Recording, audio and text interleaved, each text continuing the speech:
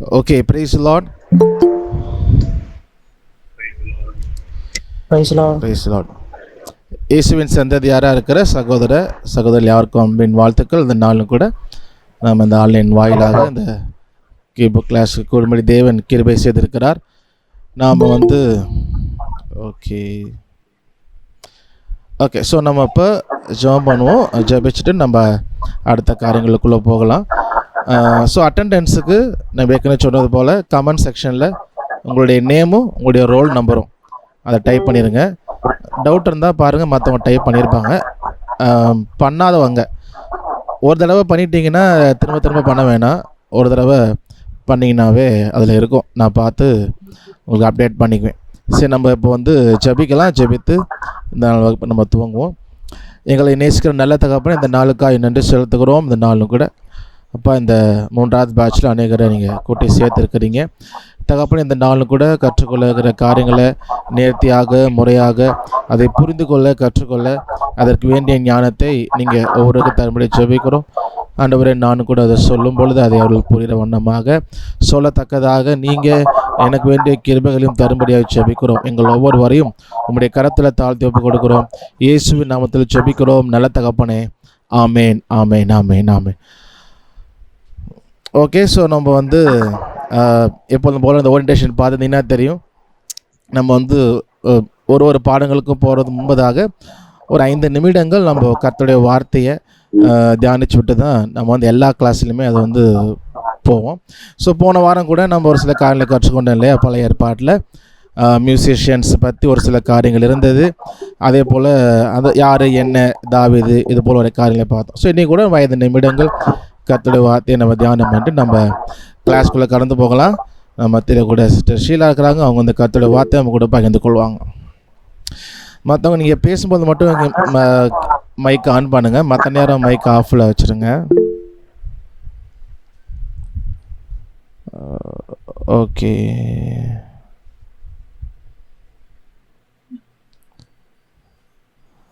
Okay.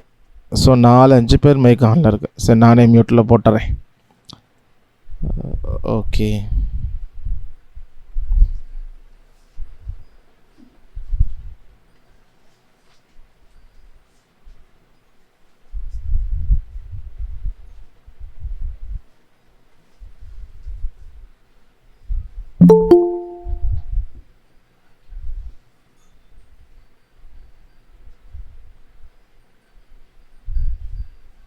Praise Lord. கர்த்தருடைய நாமம் மகிமைப்படுவதாக.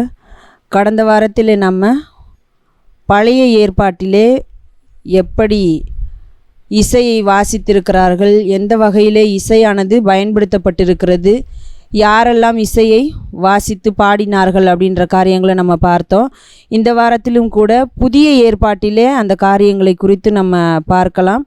புதிய ஏற்பாட்டிலே பார்க்கும் பொழுது நமக்கு பழைய ஏற்பாட்டிலே கொடுக்கப்பட்டிருக்கிற விதத்தில் காரியங்கள் சொல்லப்படவில்லை.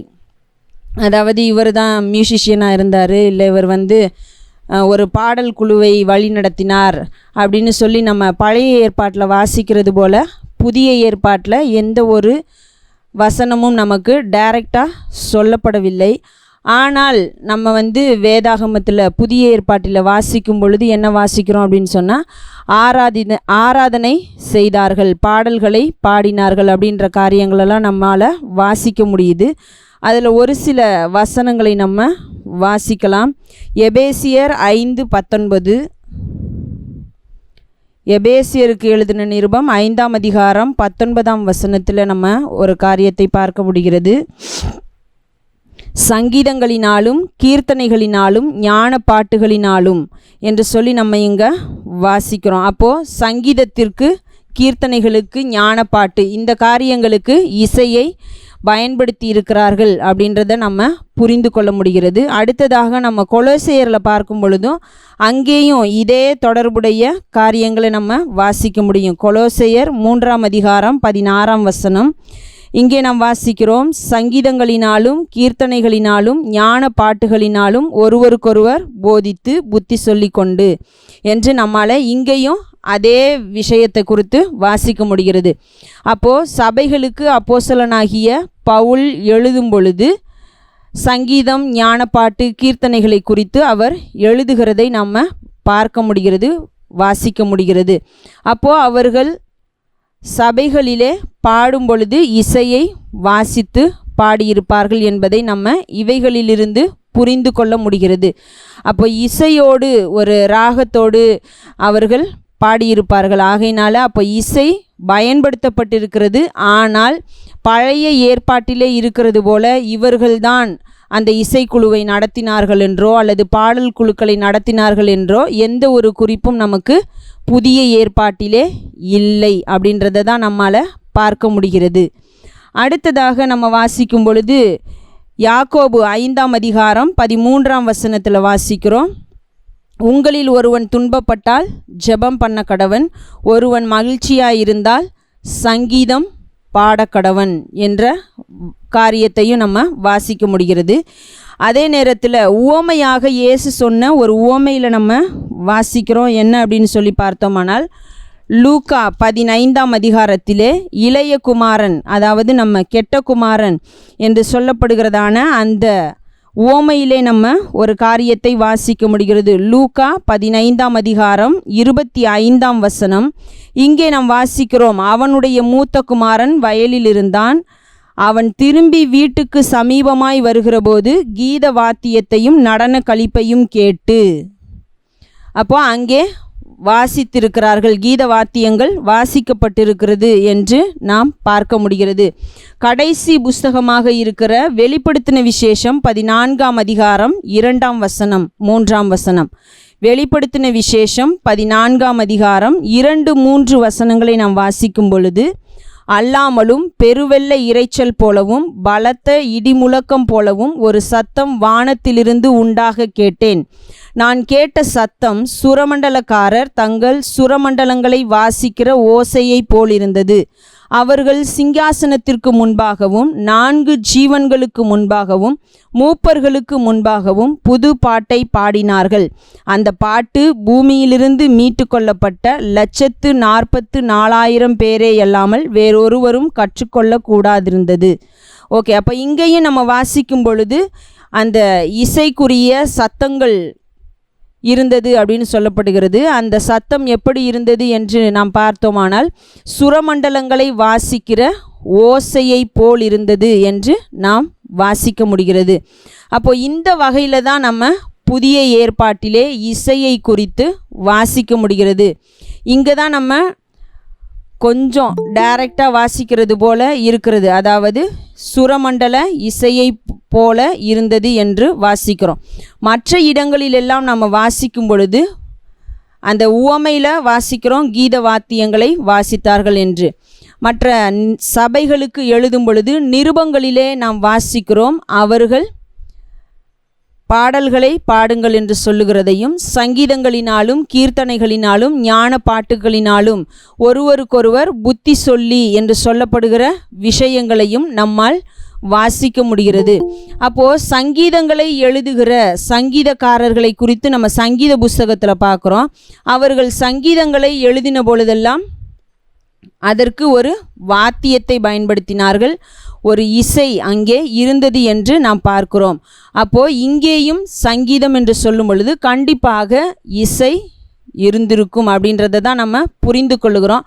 ஆனால் இங்கே அதற்கு ஒரு பெரிய மகத்துவமோ அல்லது முக்கியத்துவமோ கொடுத்து அங்கே இருந்தது போல அதற்கென்று ஆட்களை நியமித்து அல்லது இப்படி ஒரு ஊழியத்தை தேவன் நியமித்தார் என்று சொல்லுகிறதான அளவிலே இல்லை. ஆனால் அது பயன்படுத்தப்பட்டிருக்கிறது என்பதை மாத்திரம் நம்மால் புரிந்து கொள்ள முடிகிறது. அப்போது நம்ம வாசிக்கலாமா, வாசிக்க வேண்டாமா, வாசிக்காமல் அந்த நாளில் இருந்தார்களே, ஏன் இந்த நாளில் மாத்திரம் வாசிக்க வேண்டும் அப்படின்னு சொல்லி அநேக கேள்விகள் இருக்கலாம். ஆனால் நம்ம வாசிக்கலாம், வாசிப்பதில் தவறு இல்லை. ஆனால் நம்முடைய நோக்கம் தேவனை மகிமைப்படுத்துகிறதாக மாத்திரம் இருக்க வேண்டும். அதற்காக நாம் சிறப்பாய் கற்றுக்கொண்டு அதை நன்றாக வாசிக்க வேண்டும். அதற்காக தான் இந்த வகுப்பும் எடுக்கப்படுகிறது. அதே நேரத்தில் நம்முடைய நோக்கம் நாம் பிரபலம் அடைவதாக இல்லை, தேவனுடைய நாமத்தை மகிமைப்படுத்துகிறதாக இருக்க வேண்டும். அதை தான் நம்ம கற்றுக்கொண்டவர்களாய் தேவனை மகிமைப்படுத்துவோம். அவர் நம்மோடு கூட இருந்து நம்மை வழி நடத்துவாராக.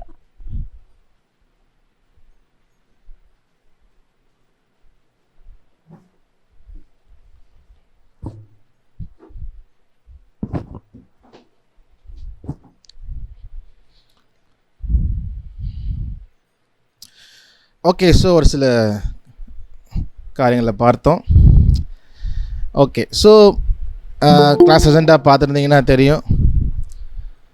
இன்றைக்கி நம்ம என்ன கற்றுக்கொள்ள போகிறோம் அப்படின்னா musical alphabet. Okay, musical alphabet. So music ரொம்ப ரொம்ப முக்கியமான விஷயம். அது நம்ம சர்ச்சாக இருந்தாலும் சரி, செக்குலர் வேர்ல்டாக இருந்தாலும் சரி, we play music for everything. எல்லா ஃபங்க்ஷன்லேயும் மியூசிக் இருக்கும். சந்தோஷமாக இருக்கிற சமயத்துலேயும் அதுக்கேற்ற மாதிரி மியூசிக் இருக்கும். சோகமாக துக்கமாக இருந்தால் அதுக்கேற்ற மாதிரி மியூசிக் இருக்கும். So music it's a very powerful thing. It's நம்ம நினைக்கிறதோட ரொம்ப பவர்ஃபுல். எந்த அளவுக்கு பவர்ஃபுல்னு சொல்கிறாங்கன்னா, ஒரு சில டாக்டர்ஸ் சொல்லும்பொழுது சில கோமா பேஷண்ட்டுகளுக்கு அவங்க அந்த மியூசிக் வந்து ப்ளே பண்ணுவாங்களே காதில் மாட்டி. ஸோ அந்த மாதிரி நிறைய பேருக்கு நல்லா இருக்குது, ஜஸ்ட்டு மியூசிக்கை வந்து ப்ளே பண்ணி நல்லா இருக்குது. ஸோ அதை சொல்லும்போது ஃபஸ்ட் நான் கேட்குறப்போ பெருசாக சும்மா டூப் போடுறாங்க டோய் அப்படின்னு நினச்சேன். ஆனால் அப்புறம் எடுத்து படிக்கும்போது தான் தெரிஞ்சது அது உண்மை தான். So it's that much powerful. அதே போல் நம்மளுடைய எமோஷன்ஸை வந்து அதை அதிகப்படுத்தி விடுறது இல்லையா. அதை ஒரு விஷயத்தை பார்க்குறோம்.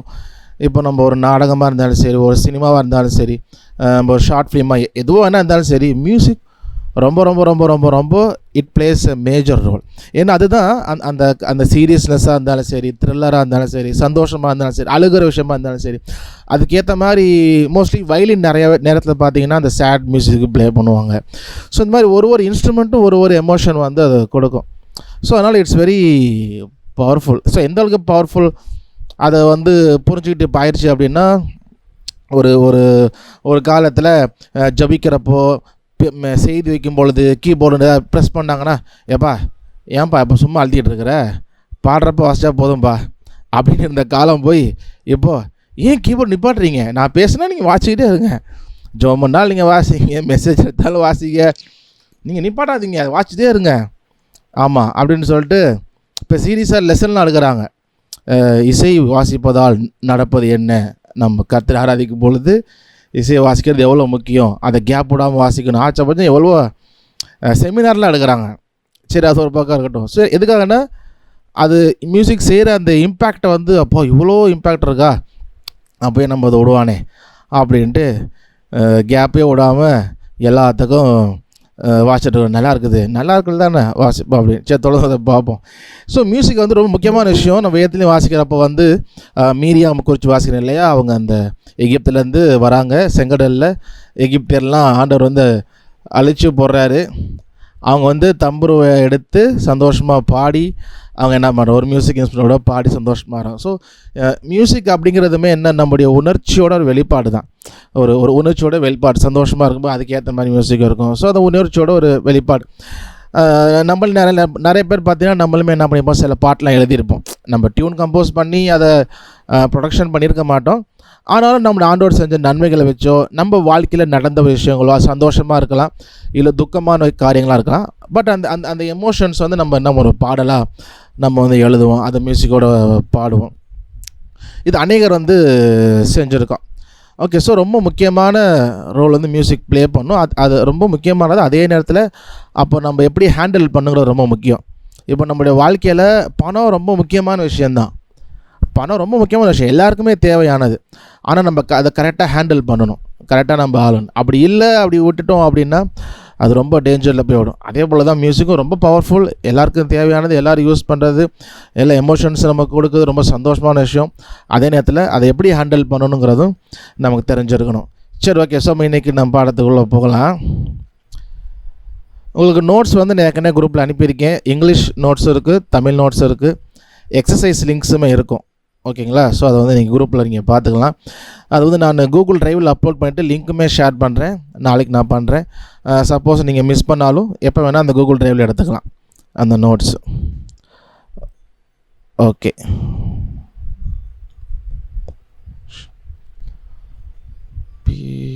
எங்கே இந்த லெசனை காணோம். Lessons alphabet.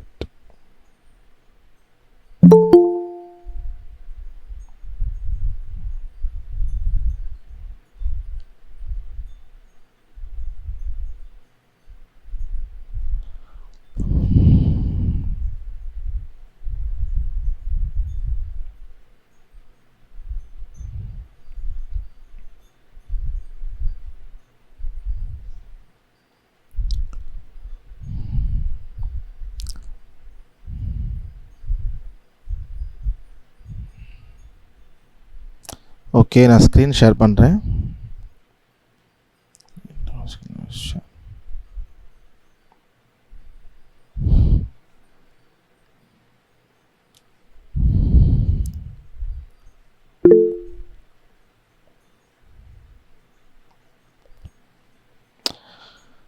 ஓகே, ஸோ ஸ்க்ரீனில் வந்திருக்கும் மியூசிக்கல் ஆல்ஃபபெட். ஸோ நீங்கள் நம்ம பார்க்க போகிற விஷயம் இதுதான். ஓகே, ஸோ ஒரு சின்ன ஒரு கொஸ்டின் எல்லாருமே கமெண்ட் செக்ஷனில் ஆன்சர் பண்ணுங்கள். கமெண்ட் டைப் பண்ண தெரில, இல்லை டைப் என் ஃபோனில் பண்ண முடியல அப்படின்னா ஆடியோ சூஸ் பண்ணுங்கள். ஆனால் ஆடியோ வந்து நிறைய பேர் ஒரு டைமில் பேசினா கொஞ்சம் டிஸ்டர்ப் ஆகும். அதனால் ப்ரையாரிட்டி சேட் பண்ண பாருங்கள். என்ன கொஸ்டின்னா, how many musical notes are there? நம்ம மியூசிக் நோட்ஸ் அப்படின்னு சொல்கிறதில்ல, அந்த நோட்ஸ் எல்லாம் வாசிக்கிறோம், பாட்டுக்கு நோட்ஸ் வாசிப்போம். எத்தனை மியூசிக் நோட்ஸ் இருக்குது? How many musical notes are there? Okay, 7 7 7 7 7 7 எல்லாம் ஒரே 7 வருது. 8 அப்பாடா, வித்தியாசமான ஆன்சர் வந்துருக்கு. 8 24 குட். ஜோஷுவா சதீஷ். 7 12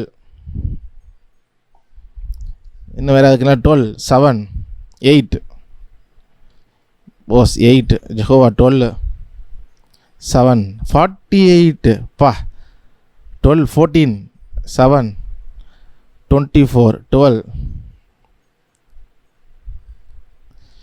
63 அடேங்கப்பா, எதுக்குள்ள டாப்பாக தான் போல இருக்குது. Octave okay 7. ஓகே, ஸோ நிறையா சொல்லியிருக்கீங்களா. 7 சொல்லியிருக்கீங்க, 8 சொல்லியிருக்கீங்க, அப்புறம் 12 சொல்லியிருக்கீங்க, அப்புறம் 24 சொல்லியிருக்கிறீங்க, அப்புறம் ஒரு சிலர் 8 சொல்லிட்டேன்னா அப்புறம் இன்னும் கொஞ்சம் எக்ஸ்ட்ரா போகுது. சரி ஓகே, ஸோ எக்ஸ்ட்ரா போகிறத விட்டுருவோம். சரி, இப்போது 7 8 12 24 3 ஓகே, என்ன ஆன்சர் பண்ணீங்க? ஓகே பண்ணுங்கள். 3 8 12 12 ஓகே. யாரோ வராங்க, உள்ளே விட்டுரும். ஓகே, ஸோ இப்போ இவ்வளோ ஆன்சர்ஸில் எது கரெக்டு? 7 கரெக்டா, 8 கரெக்டா, 12 கரெக்டா, 24 கரெக்டா? ஓகே, எல்லாமே கரெக்டு தான். அது எப்படி எல்லாமே கரெக்டாக இருக்கும்? சரி, ஸோ அதான் நம்ம வந்து இப்போ பார்க்க போகிறோம். என்னென்னா, நம்ம வேறு வேறு இடத்துல நோட்ஸ் பார்த்துருப்போம் இல்லையா, வேறு வேறு இடத்துல பார்த்துருப்போம், இல்லை எங்கேயாவது ஒரு கிளாஸ் நம்ம வந்து பார்த்துருப்போம்.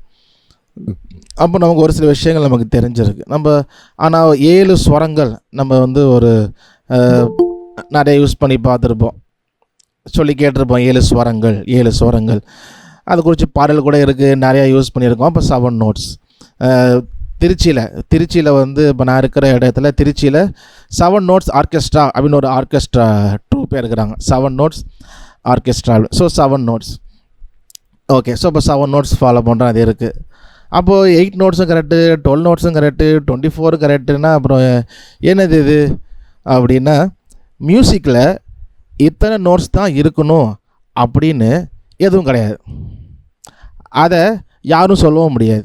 ஏன் சொல்ல முடியாதுன்னா, இந்த விஷயங்கள் வந்து ஒரு இப்போ சயின்ஸ் படிக்கிறோம் இல்லையா, சயின்ஸில் ஒரு எடுத்து அதை கண்டுபிடிச்சி, இப்போ மேக்ஸ் கண்டுபிடிச்சி இதெல்லாம் அந்த மனுஷன் பண்ணி வைக்கும் பொழுது அதுதான் ரூல், இதுதான் லா, இத்தனை தான் இருக்கணும், இப்படி தான் இருக்கணும் அப்படின்னு பண்ணி வச்சனால அப்படி நம்ம மாற்றி சொல்லும்போது அதெல்லாம் கூடாதுன்றோம். ஆனால் மியூசிக் அப்படிங்கிறது மனுஷன் உண்டாக்குனதில்லை, தேவன் நமக்கு கொடுத்தது இயற்கையாகவே. நமக்கு மியூசிக் வாசிக்க தெரிலனாலும் நமக்கு அதை ரசிக்க தெரியும் இல்லையா. இசைக்கு மயங்காதவர்கள் எவரும் இல்லைன்ற கூட நம்ம சொல்லுவோம். அப்போ நமக்கு வாசிக்க தரனாலும் ரசிக்க தெரியுது. ஸோ இயல்பாகவே அந்த ஒரு விஷயத்தை வந்து ஆண்டவர் கொடுத்துருக்கிறார். அப்போ எத்தனை நோட்ஸ் என்ன எப்படி ஆரம்பத்தில் எப்படி இருந்துச்சு, இப்போ நம்ம 7 நோட்ஸ் யூஸ் பண்ணோம் வச்சுக்கோமே. நம்ம எல்லாருக்கும் ஓவராலாக பரவலாக தெரிஞ்ச விஷயம் 7 நோட்ஸ். அந்த 7 நோட்ஸ் எப்போலேருந்து ஃபாலோ பண்ணுறோம், யார் நமக்கு சொல்லி கொடுத்தா, இல்லை யார் முதல்ல அதை பண்ணால்? அப்போ 7 நோட்ஸ் தான் எல்லா ஊர்லேயுமே வச்சுருந்தாங்களா? இந்தியாவிலையும் மற்ற ஊர்லேயும், எகிப்து இருந்தப்போ, இல்லை அதுக்கு முன்னாடி இருந்தவங்க. ஸோ இந்த மாதிரிலாம் இருக்கிறப்போ எல்லாம் அப்போலேருந்தே 7 நோட்ஸ் இருக்குதா? ஸோ இந்த விஷயங்கள் கொஞ்சம் ஹிஸ்ட்ரி நம்ம கொஞ்சம் பார்த்தோம் அப்படின்னா 7, 8, 12, 24 எல்லாமே எப்படி ரைட்டு அப்படின்றது நமக்கு வந்து புரியும். சரி, ஓகே. ஸோ ஒரு சில கூட 3 சொல்லியிருந்தாங்க, 3. ஆனால் 4 யாரும் சொல்லலை, 4, 5 யாரும் சொல்லலை. 4, 5 சொன்னாலும் கரெக்டு தான், நீங்கள் 3 சொல்லியிருந்தாலும் கரெக்டு தான். ஓகே, ஏன் அப்படின்னா நம்ம ஹிஸ்ட்ரியில் பார்க்கும் பொழுது ஏன்ஷியன்ட் கிரீக் சிஸ்டம், கிரேக்க சாம்ராஜ்யம் வந்துச்சு இல்லையா? ஸோ அதான் கிரீக் சிஸ்டம் அப்படின்னும். அவங்க என்ன பண்ணாங்கன்னா டெட்ரா கார்ட்ஸ் அப்படின்னு வந்து ஒரு விஷயத்த ஃபாலோ பண்ணாங்க. இதில் வந்து 4 நோட்ஸ் தான் இருக்கும், 7 நோட்ஸ் இல்லை, 4 நோட்ஸ் தான். இந்த 4 நோட்ஸ் என்னென்னன்றது நமக்கு தெரில, ஆனால் 4 நோட்ஸ் தான் அந்த சிஸ்டம் மாதிரி யூஸ் பண்ணியிருக்கிறாங்க. ஏன்ஷியன்ட் கிரீக் சிஸ்டம் கிரேக்கர்கள் யூஸ் பண்ணியிருக்கிறாங்க. அப்புறம் ancient Mesopotamia and Egypt. Mesopotamia நம்ம எல்லாம் கேள்விப்பட்டிருப்போம், நம்ம ஆபிரகாமுடைய ஊர் மெசபத்தோமியாவில் தான் ஊர் அப்படிங்கிற ஊர் இருந்துச்சு. ஸோ ஆபிரகாம் ஊர், அதனால கொஞ்சம் வேதத்தில் வாசிச்சிருப்போம். எகிப்து. ஸோ இங்கே வந்து 5 நோட்ஸ் யூஸ் பண்ணியிருக்கிறாங்க. 5 நோட்ஸ் என்னென்ன நோட்ஸ் நமக்கு தெரியல, ஆனால் 5 நோட்ஸ் யூஸ் பண்ணியிருக்கிறாங்க. அதே போல் சைனா இருக்கு இல்லையா, ஏன்ஷியன்ட் சைனீஸ், அவங்களும் 5 நோட்ஸ் யூஸ் பண்ணியிருக்கிறாங்க. அதே போல் மிடீவல் யூரோப்னா ஐ திங்க் இந்த மிட் சென்ச்சுரி நினைக்கிறேன், 13, 14 அந்த மாதிரி இருக்கலாம். ஸோ அவங்க 6 நோட்ஸ் யூஸ் பண்ணியிருக்காங்க, 6 நோட்ஸ். இந்தியன் கிளாசிக்கல் மியூசிக் சொல்லுவோம் இல்லையா, ஸோ அதில் இதுதான் ஸ்ருதி அப்படின்னும். ஸ்ருதி வந்து ஆக்சுவலாக 22 ஸ்ருதி. இந்த 22ல் இருந்து 7 நோட்ஸ் மட்டும் பிரித்து எடுத்து இது பண்ணால் தான் அந்த 7 நோட்ஸ், 7 ஸ்வரங்கள். ஸோ 22லேருந்து வந்தது தான் 7. அப்போ நம்ம இந்தியன் கிளாசிக்கல் மியூசிக் கொஞ்சம் பின்னாடி போய் பார்க்கும் பொழுது 22 நோட்ஸ் இருந்துருக்கு. அந்த 22 நோட்ஸ்லேருந்து 7 நோட்ஸ் அவங்க வந்து எடுத்து அப்புறம் வாசி 7 நோட்ஸ் அப்படிங்கிறது இருந்திருக்கு. ஓகே, ஸோ 22 மாத்திரம் இல்லை, 24. ஸோ நமக்கு ஒரு என்ன சொல்கிற ஒரு ஆபிரகாம் பண்டிதர் அப்படின்னு ஒருத்தர் இருந்தால், இறந்துட்டாங்க போன ஜென்ரேஷனில், சென்னையில் நினைக்கிறேன், சென்னை தான். இவர் என்ன பண்ணார் அப்படின்னா கொஞ்சம் ரிசர்ச் பண்ணுறதெல்லாம் கொஞ்சம் இன்ட்ரெஸ்ட்டாக இவர் பண்ணார். வீணை இருக்கு இல்லையா, வீணையை வந்து மனுஷருடைய முதுகில் அந்த எலும்பு இருக்கும் பாருங்கள், அந்த உருண்டையாக இருக்குமா, அதோட கம்பேர் பண்ணி அவர் வந்து நிறைய ஆராய்ச்சிலாம் பண்ணி கம்பேர் பண்ணி புக்ஸ் போட்டிருக்கிறாரு, தீசிஸ் பண்ணியிருக்கிறாரு.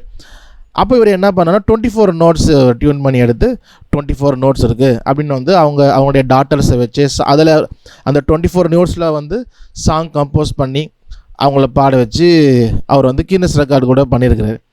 ஆனால் 24 நோட்ஸ் அப்படிங்கிறது வந்து ரொம்ப கஷ்டம் பாடு, ஏன்னா அதோட இடைவெளி இருக்கு இல்லையா, ஒரு நோட்ஸுக்கும் இருக்க இடைவெளி குறைச்சிக்கிட்டே வரும். இப்போ 7ன்றப்போ அந்த 1க்கும் 2க்கும் ஒரு இடைவெளி இருக்கும், 2க்கும் 3க்கும் ஒரு இடைவெளி, அது என்ன சொல்கிறது, இன்டர்வல் இல்லை ஸ்பேஸ், இன்டர்வல்னு சொல்லலாம். அந்த இடைவெளி அது வந்து கொஞ்சம் பெருசாக இருக்கும். அப்போ அந்த டியூனை கண்டுபிடிக்கிறது கொஞ்சம் ஈஸி. 12 நோட்ஸ் அப்படின்னு போகும்போது அந்த இடைவெளி கொஞ்சம் குறையும். இன்னும் 24ன்னு போகிறப்ப அந்த இடைவெளி குறைஞ்சிட்டே வரனால அந்த 24 நோட்ஸ் எல்லாராலையும் பாட முடியாது. ஆனால் ரிசர்ச் பண்ணி பாட முடியும்ன்ட்டு டியூனில் பாட வச்சுருக்கிறாங்க. ஆனால் எல்லாராலையும் அவ்வளோ டியூனாக பாடுறது கஷ்டம், அதனால் அந்தளவுக்கு அது வந்து ஃபேமஸ் ஆகலை. சரிங்களா? ஸோ இதுதான். ஸோ இப்போ இந்த 4, 5 இப்போ ஆரம்ப காலத்தில் எல்லாருமே என்ன பண்ணாங்கன்னா அவங்கவுங்களுக்கு பிடிச்ச மாதிரி எண்ணிக்கையில் நோட்ஸ் வாசித்தாங்க. ஏன்னா யாரும் அதை வந்து சொல்ல முடியாது நீ இத்தனை நோட்ஸ் தான் இருக்கணும்னு, ஏன்னா மனுஷன் அதை உண்டாக்கலை, யாருக்கு அந்த அதிகாரமும் கிடையாது இல்லையா. ஸோ அப்போ என்ன பண்ணோன்னா ஒரு ஊர்லேயுமே வித்தியாசம் இருந்தது, 3, 4, 5, 6 ஒரு ஸ்டாண்டர்டைஸ் கிடையாது, இதுதான் எல்லோரும் ஃபாலோ பண்ணாங்க அப்படின்னு. ஸோ அப்போ இந்த மாதிரி இருக்கிற காலகட்டத்தில் தான் என்னாச்சு அப்படின்னா இந்த ஒரு டைமில் இந்த 7 நோட்ஸ் ஒரு இடத்துல எங்கன்னு கரெக்டாக தெரியல, அவங்க வாசிக்க ஆரம்பித்து அப்போல்லாம் இப்போ என்ன பண்ணுவாங்கன்னா ஒரு நோட்ஸில் ராகம் கண்டுபிடிச்சி பாட்டு அமைச்சு இன்ஸ்ட்ருமெண்ட் வாசிக்கிறவங்க இப்போ வாசிக்கிறாங்க, நல்லா இருக்குது, கேட்குறது நல்லா இருக்குது அப்படின்னா யாரோட மைக் ஆனில் இருக்குது ஆஃபில் போட்டுருங்க. யாருப்பா அது? நானே மியூட்டில் போட்டா.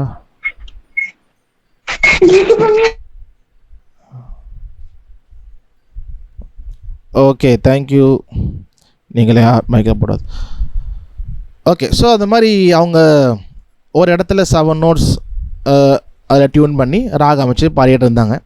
அப்போ என்ன பண்ணோன்னா அவங்க ஊரில் ஃபஸ்ட்டு வாசிக்க வைப்பாங்க. நல்லா வாசிக்கிறாருப்பா, சூப்பராக இருக்குமான்றப்ப ஒரு ஊருக்காக போய் வாசிப்பாங்க. இன்றைக்குமே செய்வாங்க இல்லையா?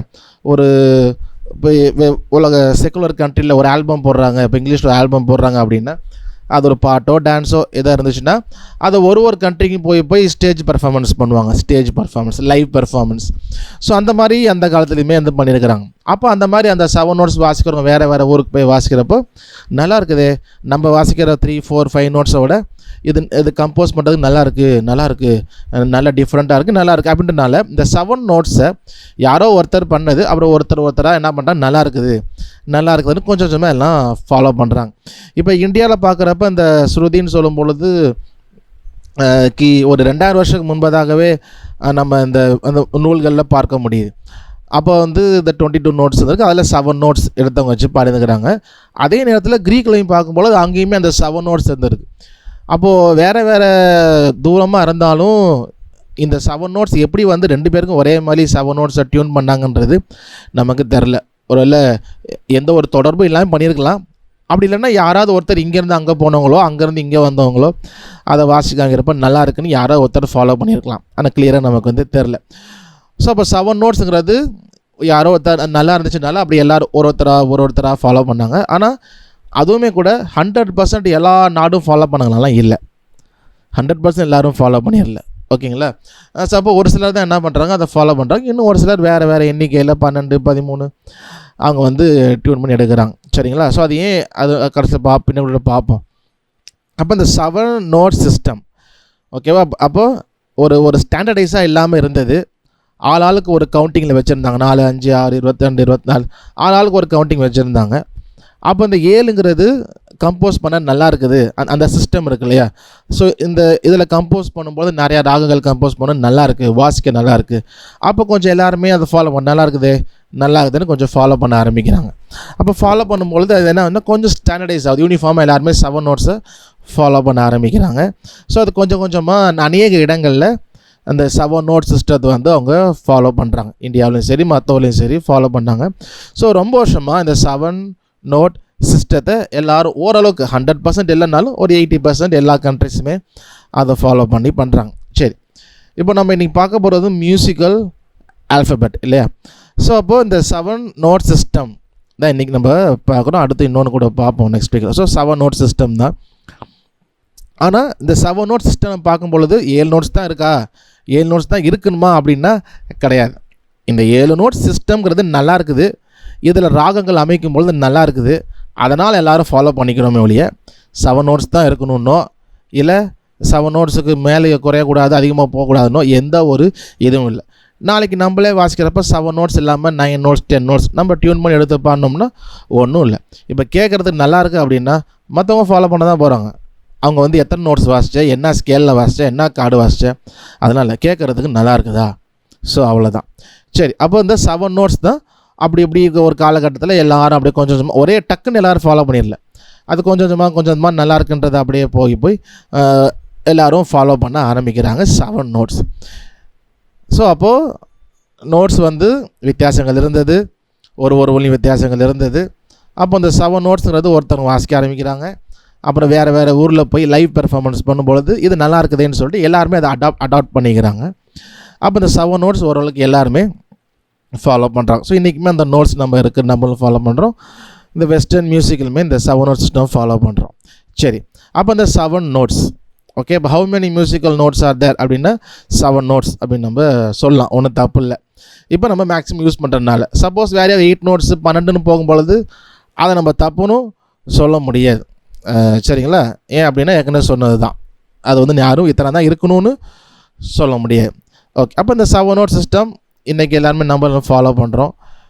ஓகே, ஸோ அடுத்து இந்த 7 நோட்ஸுக்கு இப்போ பார்க்க போகிறது மியூசிக்கல் ஆல்ஃபபெட்டில். ஆல்ஃபபெட் அப்படின்னா என்ன? நம்ம ஆல்ஃபபெட் நம்ம எல்லாருமே தெரியும் இல்லையா? இங்கிலீஷ் ஆல்ஃபபெட்னா ABCDFGHJK இதை தான் இங்கிலீஷ் ஆல்ஃபபெட் அப்படின்னு சொல்லுவோம். தமிழ் ஆல்ஃபபெட்னா தமிழ் எழுத்துக்கள் காங்க சாங்க ஆனால் உன தமிழ் எழுத்துக்களை இதை எழுத்துக்களை தான் என்ன சொல்லுவோம் ஆல்ஃபபெட் அப்படின்னு நம்ம வந்து சொல்லுவோம். ஓகே, ஸோ அப்போ இந்த ஆல்ஃபபெட்டை வந்து மியூசிக்கில் வந்து நம்ம வந்து யூஸ் பண்ணாங்க. எதுக்கு யூஸ் பண்ணாங்க அப்படின்னா இந்த 7 நோட்ஸ் இருக்கு இல்லையா, இந்த 7 நோட்ஸை நேமிங் பண்ணுறதுக்கு அவங்க வந்து பேர் வைக்கிறதுக்கு இதை வந்து யூஸ் பண்ணாங்க. இந்த 7 நோட்ஸுக்கும் பேர் வைக்கிறதுக்கு பயன்படுத்துனாங்க. ஸோ எதுக்கு பேர் வைக்கணும்? 7 நோட்ஸ் அப்படியே வாசிச்சுட்டு போக வேண்டியது தானே. இப்போ நமக்கு எல்லாருக்குமே பேர் இருக்குது இல்லையா, எனக்கு பேர் இருக்குது, உங்களுக்கு பேர் இருக்குது. எனக்கு வந்து ஆண்ட்ரூன்னு பேர் இருக்குது. இப்போ எனக்கு வந்து ஆண்ட்ரூன்னு பேர் இல்லை, ஓகேவா, பேர் வைக்கல அப்படின்னு வச்சுக்கோ. நீங்கள் என்ன எப்படி கூப்பிடுவீங்க? எங்கேயாவது பார்க்க பேசுகிறப்ப எப்படி கூப்பிட முடியும்? கருப்பாக இருக்கிறவரே, கொட்டையாக இருக்கிறவரே, வெள்ளை சட்டை போட்டவர், அப்படி தான் நம்ம கூப்பிட முடியும். யாருக்குமே பேருக்கெல்லாம் என்ன ஆயிரும்?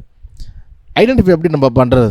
சில ஸ்கூலில் பார்த்தீங்கன்னா பேர் வச்சாலுமே 2 பேருக்கு ஒரே பேர் வந்துடும். அப்போ இனிஷியலை செக் பண்ணுவாங்க. ஸோ இப்போ ஐடென்டிஃபை பண்ணுறதுக்கு தான் என்ன பண்ணுறோம் அப்படின்னா நேம் பண்ணுறோம். இவருங்க இன்னார் அப்படின்னு தெரிஞ்சுக்கிறதுக்காக ஐடென்டிஃபை பண்ணுறதுக்காக பேர் வைக்கிறோம். ஸோ அதே போல் தான் மியூசிக்லேயும் அதை வச்சாங்க. ஏன் அப்படி கொண்டு வந்தாங்க? அது தேவைப்பட்டது அப்படின்னா, இப்போ கீபோர்டில் ஒரு சவுண்டு நான் வாசிக்கிறேன், ஒரு பியானோவில் கீ வாசிக்கிறேன் அப்படின்னா அதை வாசிச்சுட்டு இப்போ உங்களுக்கு சொல்லணும், நான் வந்து என்ன வாசித்தேன் அப்படின்னு சொல்லணுன்னா நான் எப்படி சொல்லுவேன்? நான் ஒரு கீ எழுதிட்டு அப்படிங்கிறத வாசித்தேன் அப்படி சொல்கிறது ஈஸியாக இருக்குமா? இருக்காது. ஏன்னா நான் கரெக்டாக டியூன் பண்ணி ஆகணும். டியூனில் சொல்கிறது அவ்வளோ ஈஸியாக இப்போ ஏன்னா அழுத்துறது ஒன்று, டியூனில் சொல்கிறது வந்து பாடுறது ஈஸி கிடையாது. அப்படி சரி, நான் கீஸ் அழுத்திட்டு கீபோர்டில் மொதல் கீழேருந்து எண்ணி 1 2 3 4 10வது கீ வாசித்தேன் அப்படி சொல்ல முடியாது. ஏன்னா அந்த கீ எண்ணிக்கை ஒரு கீபோர்டுக்கும் மாறும், சின்ன கீபோர்டு பெரிய கீபோர்டு அந்த மாதிரி இருக்குது. ஸோ நம்ம இந்த வகையில் எப்படியுமே நான் என்ன ஐடென்டிஃபை பண்ண முடியாது. மியூசிக்கை நான் என்ன வாசித்தேன்னு சொல்கிறதோ ஷேர் பண்ணவும் முடியாது.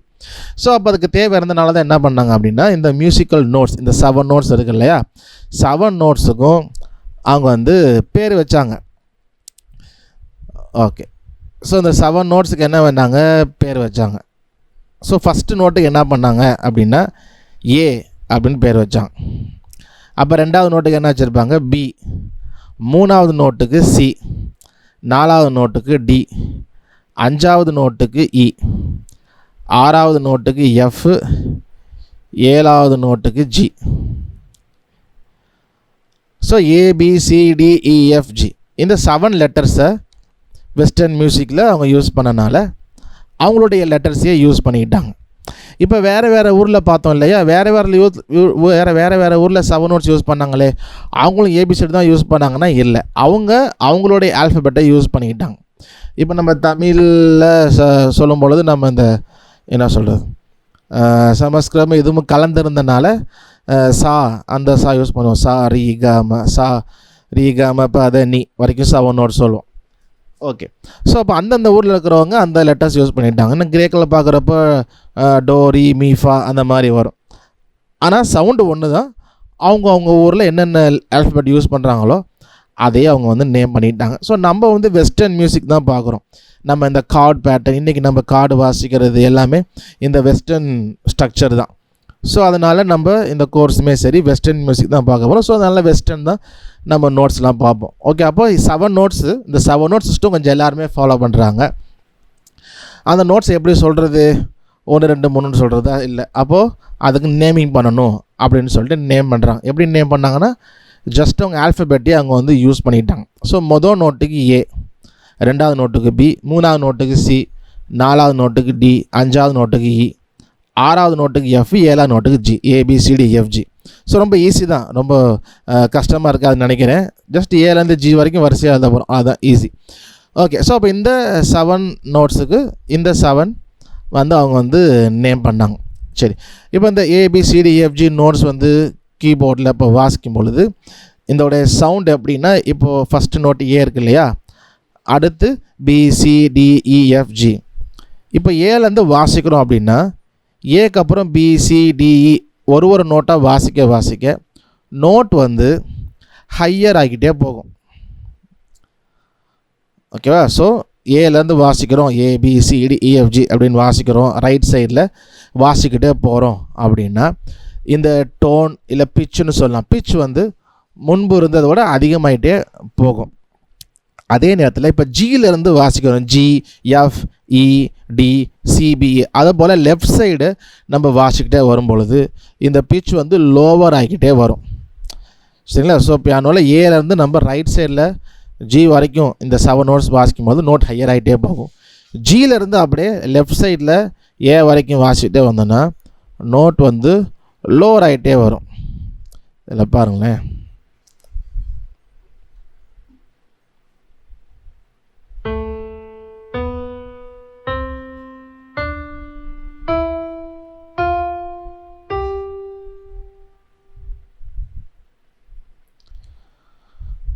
ஓகே, ஸோ இப்போ ஏலேருந்து ஜி வரைக்கும் ரைட் சைடு வாசிக்கிட்டே போகப்போ கொஞ்சம் கொஞ்சம் நோட் ஹையர் ஆகிட்டே போகும். அதே போல் ஜியிலேருந்து லெஃப்டில் வாசிக்கிட்டே வந்தோம் அப்படின்னா நோட்டு லோவர் ஆகிட்டே வரும்.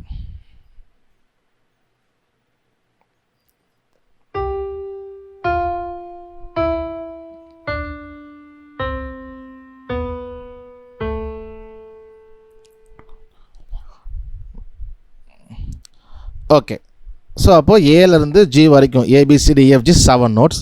இப்போ ஏலேருந்து ஜி வரைக்கும் வாசிக்கிறோம். ரைட் சைடில் போக போக நோட் ஹையர் ஆகிட்டே போகும், பிச் ஹையர் ஆகிட்டே போகும்.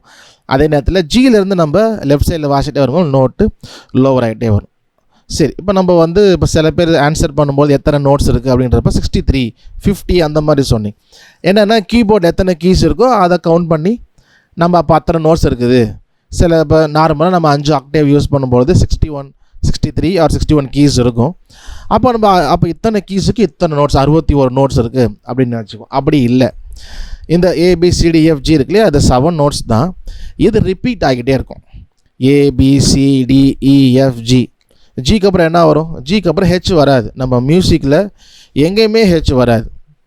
ஓகேங்களா? ஸோ நிலவில் எப்போவுமே மைண்டில் வச்சுக்கோங்க, மியூசிக்கில் நம்ம எங்கேயுமே ஹெச் யூஸ் பண்ண மாட்டோம். அது கிடையாது.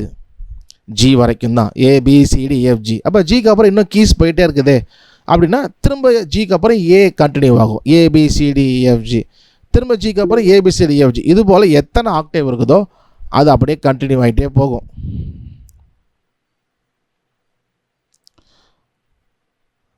ஓகே, இதில் பாருங்கள்.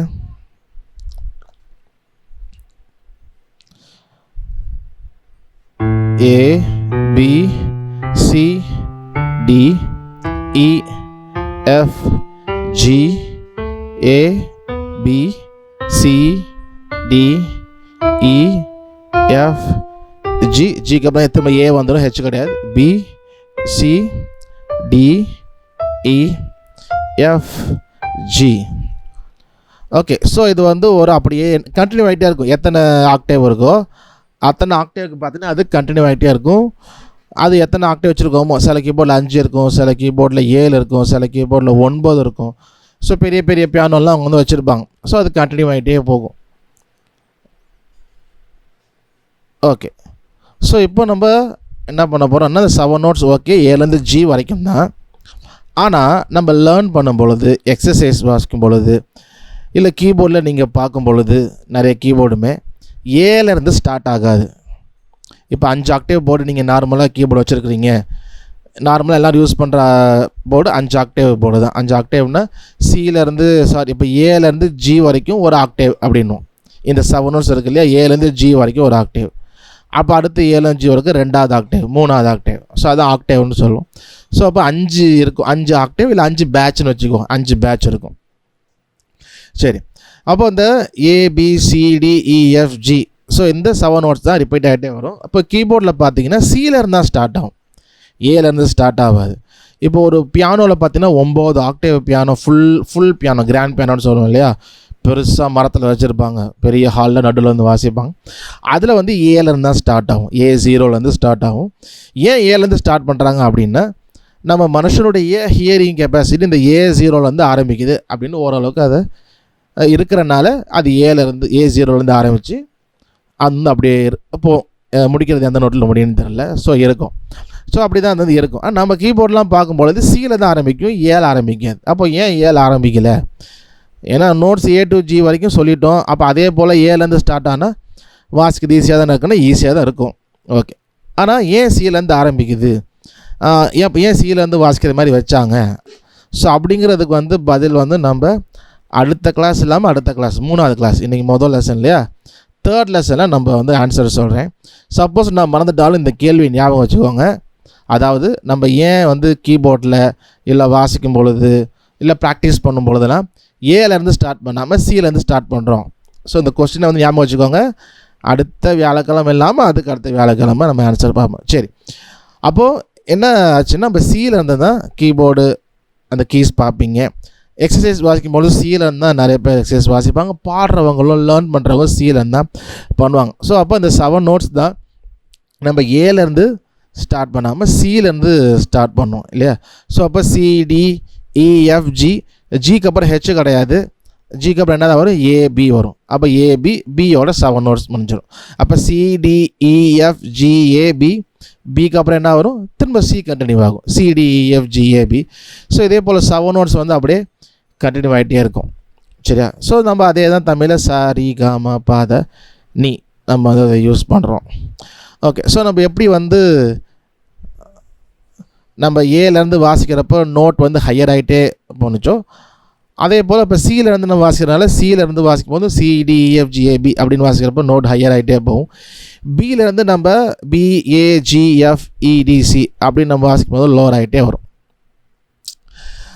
ஓகே, ஸோ அதே போல் CDEFGAB, பிக்கு அப்புறம் என்ன ஆகும், திரும்ப சிலேருந்து கண்டினியூ ஆகும். திரும்ப அடுத்த பி முடிஞ்சதுக்கப்புறம் திரும்ப சிலேருந்து கண்டினியூ ஆகும். ஓகே, ஸோ ஆனால் ஞாபகம் வச்சுக்கோங்க, மனசில் பியானோ நோட்ஸில் இல்லை மியூசிக் நோட்ஸில் ஸ்டார்டிங் நோட் அப்படின்னு ஒன்று கிடையாது, எண்டிங் நோட்டுன்னு ஒன்று கிடையாது. ஸ்டார்டிங் நோட்னு ஒன்று கிடையாது, தொடக்க புள்ளி குறிப்பு, தொடக்க புள்ளி, தொடக்க நோட் அப்படின்னு ஒன்று கிடையாது.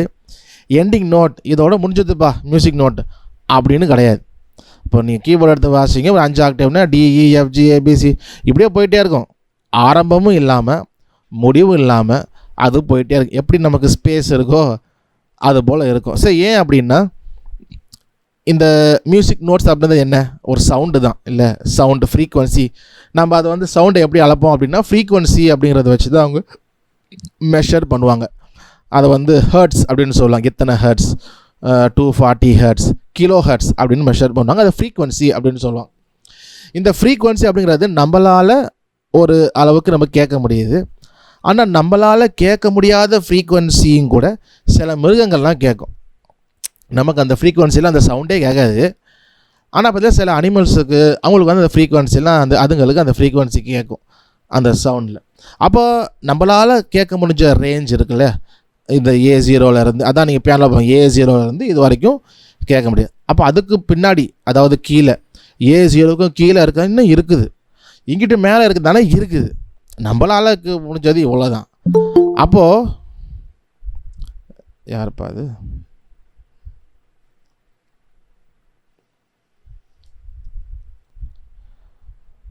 ஓகே மிஸ்டர், நெக்ஸ்ட் வீக்லாம் கரெக்டாக வந்துடுங்க. நம்ம ஹாஃப் கிளாஸ் மேலே போயிட்டோம். சரி, ஓகே. அப்போது இந்த மியூசிக்கில் ஸ்டார்டிங் நோட் எண்டிங் நோட் அப்படின்னு கிடையாது. நம்மளால் கேட்க முடிஞ்ச ஒரு ரேஞ்சு தான் சொல்ல முடியுமோ ஒழிய நம்ம ஸ்டார்டிங் நோட்டும் கிடையாது. ஆனாலும் நம்ம என்ன பண்ணுறோன்னா ஒரு ஸ்டார்டிங் நோட் அப்படின்னு எடுத்துக்கிறோம். ஒரு சில நோட்ஸை ஸ்டார்டிங் நோட்டுன்னு சொல்கிறோம். எதுக்காக அப்படின்னா அப்படி நம்ம சொல்லும் பொழுது நமக்கு படிக்கிறதுக்கு, மனப்பாடம் பண்ணுறதுக்கு, ஈஸியாக நம்ம நோட்ஸை ஷேர் பண்ணுறதுக்கு, இதுக்கு வந்து நமக்கு எளிதாகிறனால நம்ம ஸ்டார்டிங் நோட், சி ஆரம்பிக்குது, சி ஆரம்ப நோட், இல்லை ஏ ஆரம்ப நோட், ஆரம்ப நோட்டுன்னு சொல்கிறோம் இல்லையா? ஸோ ஆனால் ஞாபகம் வச்சுக்கணும், தொடக்க புள்ளி எண்டிங் நோட்னு எதுவுமே கிடையாது. நம்ம கொஞ்சம் தெரிஞ்சுக்கிறதுக்காக, படிக்கிறதுக்காக, மனப்பாடம் பண்ணுறதுக்காக ஸ்டார்டிங் நோட் வச்சுக்கிறோம். வைக்கிறதும் ஒன்றும் தப்பு கிடையாது. சரியா? ஸோ அதை வந்து நான் எப்போ மனசில் வந்து நீங்கள் வச்சுக்கோங்க. ஓகே, இப்போ கீபோர்டில் வந்து சி எப்படி கண்டுபிடிக்கிறது அப்படின்னு பார்த்தோம் அப்படின்னா, இப்போ கீபோர்டில் இப்போ உங்களுக்கு முன்னாடி கீபோர்டு இருக்கும். ஸோ கீபோர்ட் பார்த்தீங்க அப்படின்னா இந்த பிளாக் கீஸ் இருக்குது இல்லையா, இது வந்து பார்த்தீங்கன்னா பேராக இருக்கும், ஜோடி ஜோடியாக இருக்கும். 2, அப்புறம் 3, அப்புறம் பார்த்தீங்கன்னா 2 ஜோடியாக இருக்கும், அப்புறம் பார்த்தீங்கன்னா 3 ஜோடியாக இருக்கும். உங்களுக்கு முன்னாடி கீபோர்டு வந்ததுன்னா செக் பண்ணி பார்த்துக்கோங்க, கரெக்டாக நான் சொல்கிறேன்னா வேறு இருக்கான்னு. ஸோ இது போல் பார்த்தீங்கன்னா 2 3 2 3 2 3 இது போல் தான் ஜோடி ஜோடியாக பேட்சாக இருக்கும், பேராக இருக்கும். இந்த சி அப்படிங்கிறது வந்து இந்த 2 பிளாக் கீஸ் 3 பிளாக் கீஸ், இந்த 2 பிளாக் கீஸ் ஜோடியாக இருக்கு இல்லையா, இதுக்கு முன்னாடி இருக்கிறது தான் சி. ஏன்னா கீபோர்டில் அப்படியே வெளில ஃபுல்லாக வெயிட் கீஸாக இருக்கும். நம்ம எப்படி நோட்ஸை கண்டுபிடிக்கிறது அப்படின்னா இது ஒரு நமக்கு ஈஸி ஐடியா. இப்போ இங்கே பார்த்தீங்கன்னா 2 பிளாக் கீஸ் இருக்குதா, இதுக்கு முன்னாடி இருக்கிறது ஒரு சி. நான் ஏற்கனவே சொன்னது போல் சினா ஒரே ஒரு சி இல்லை, அடுத்தடுத்த ஆக்டேவ் போக போக ஹையர் ஆகிட்டே போகும், ரிப்பீட் ஆகிட்டே இருக்கும் இல்லையா. Okay C. இப்போ இங்கே 2 கருப்பு கீ இருக்கு இல்லையா, இந்த ரெட் பிளாக் கீஸ்க்கு முன்னாடி இருக்கிறது சி. உங்கள் கீபோர்டில் பார்த்தீங்கன்னா 4 சின்னு எக்ஸ்ட்ரா கூட இருக்கலாம் ஆக்டேவ். இதில் 3 தான் 2 தான் வச்சுருக்கிறேன். ஸோ பார்த்தீங்கன்னா 3, 5, சில இதில் 5 இருக்கும், சில கீபோர்டில் 6 சி இருக்கும். ஓகே, இப்போ இந்த சி இருக்கா, ஒரு சவுண்ட் இருக்குது அப்படின்னா இந்த சி வந்து பார்த்திங்கன்னா இந்த ஃப்ரீக்குவன்சியை டபுள் பண்ணோம் அப்படின்னா அந்த சி இருக்கும். ஸோ அதே இது தான், அதை டபுள் பண்ணும் பொழுது நமக்கு கிடைக்கிறது தான் இந்த சி. இதை நமக்கு டபுள் பண்ணும் பொழுது அந்த ஃப்ரீக்குவன்சி டபுள் பண்ணோம் அப்படின்னா அடுத்த சி கிடைக்கும். அப்படியே ஹையர் ஆகிட்டே போகும் ரைட் சைடில் போக போக. ஓகே, ஸோ அப்போ மிடில் சி வந்து எப்படி கண்டுபிடிக்கிறது, 2 பிளாக் கீஸ்க்கு முன்னாடி இருக்கிறது சி. அப்போ இங்கே ஒரு சி, இங்கே ஒரு சி. ஸோ உங்கள் கீபோர்டில் எத்தனை சி இருக்குன்னு பார்த்துக்கோங்க. ஓகே, ஸோ ப்ராக்டிஸ் பண்ணுறது எக்ஸசைஸ்க்கு வந்து ஃபிங்கர் நம்பர்ஸ். ஓகே, ரைட் சைடில் இருக்கிறது right hand left hand. So வச்சுக்கோங்க, கட்டை விரல் தான் 1. ஸோ ஃபிங்கர் நம்பர் சொல்கிறேன். கட்டை விரல் 1, இந்த 2வது விரல் இருக்கு இல்லையா ஆள்காட்டி விரல், அப்புறம் பெரிய விரல் தான் 3வது விரல் இருக்கிறதுலே நீட்டமாக தான் இருக்கும். அப்புறம் இந்த மோதிர விரல் சொல்லுவோம், அது 4வது விரல். சுண்டு விரல் லிட்டில் ஃபிங்கர், இது வந்து 5வது, நம்பர் 5. ஸோ அதே போல் தான் லெஃப்ட் ஹேண்ட்லேயும். ஸோ ஃபிங்கர் நம்பர் என்ன, ஃபிங்கர் நம்பர் எக்ஸசைஸ் பண்ணும்பொழுது நிறைய விஷயத்தை யூஸ் பண்ணுவோம். ஸோ அதனால் வந்து ஞாபகம் வச்சுக்கோங்க. ஓகே, ஸோ அப்போ ஃபஸ்ட்டு ஒரு எக்ஸசைஸ் பார்க்க போகிறோம். என்ன எக்ஸசைஸ்னால் கீபோர்டு வாசிக்கிறதுக்கு முன்னாடியே நம்ம வந்து ரிலாக்ஸ் பண்ணுறது. ஏன்னா நம்ம இந்த ஹேண்ட் இருக்கு இல்லையா, அப்போ வாசிக்கிறப்போ வந்து நம்ம கையில் இந்த நிறையா நரம்புகள்லாம் இருக்கும், நர்வ்ஸ் எல்லாம் இருக்கும். நம்ம வந்து எல்லா நர்வ்ஸுமே யூஸ் பண்ணிக்க மாட்டோம் எல்லா ஒர்க்குக்கும். பட் அப்போ கீபோர்டு வாசிக்கிறப்போ ஸ்ட்ரெச் பண்ணும் பொழுது நமக்கு வந்து கொஞ்சம் பெயின்ஃபுல்லாக இருக்கும். அப்புறம் வாசிக்க வாசிக்க வாசிக்க ஃப்ளெக்சிபிள் ஆனதுக்கப்புறம் அது இருக்காது, அந்த நரம்புலாம் கொஞ்சம் விரிவடைஞ்சிச்சுன்னா அப்புறம் அந்த வலி இருக்காது. பட் பிகினிங்கில் நமக்கு அந்த ஸ்ட்ரெச்சிங் எக்ஸசைஸ் வந்து வேணும். ஓகேவா, நான் அடுத்து இந்த ஸ்லைடில் ஒரு வீடியோ போடுறேன். ஓகே, ஸோ எக்ஸசைஸ் 1 என்ன அப்படின்னா, ஒரு நிமிஷம்.